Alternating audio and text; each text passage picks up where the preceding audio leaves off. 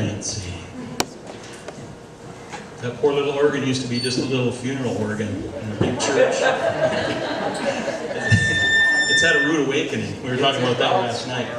I want to thank the music team, all the music teams, but I was able to come and practice with those guys last night, and they put quite a few hours into their practice and take it serious, and Ron's in prayer about what songs, and so I just hope you appreciate that they put a lot of effort into making sure that God is honored in these songs. So as you sing along, yeah.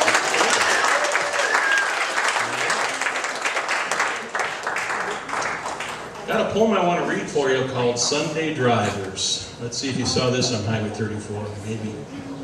At the bottom of Lost Trail Pass, near to where you can buy some gas, some good old folks live there still in a little place called Gibbonsville.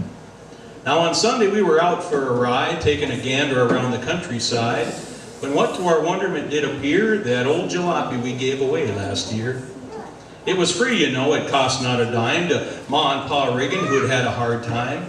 They could have it as long as they pleased, beware the motor had a snort and a wheeze. As the bucket of rust rounded the bend, hanging out of the hood was someone's back end. And to boot, and by golly, it was still moving along with a pitch and a roll like an out-of-tune song. A stranger contraption you'd never seen, with Ma at the wheel behind the windscreen, those two legs dangling out of the hood came dangerously close to the spokes of wood.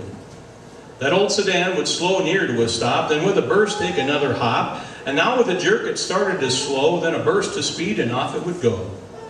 But not too far before Ma and Pa saw, they'd watched a little further down the draw. From the looks of things as we came to pass, the root of the problem was a leak of gas. The gas line had busted completely in two, but that old Pa Riggin knew just what to do. Suck up the gas, and a split second later, turn and then spit into the carburetor. It was by this method, under the hood, they managed to move along pretty good.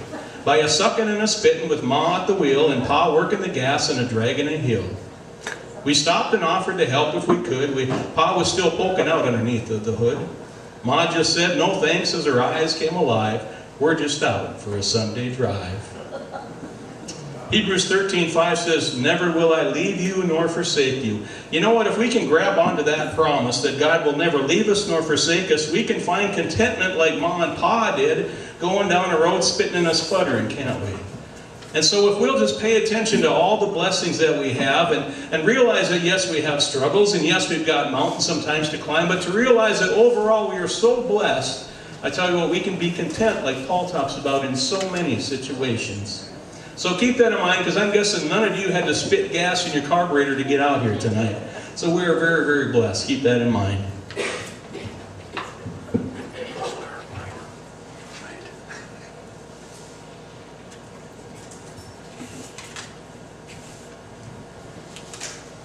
Danny made a bacon cheeseburger sandwich.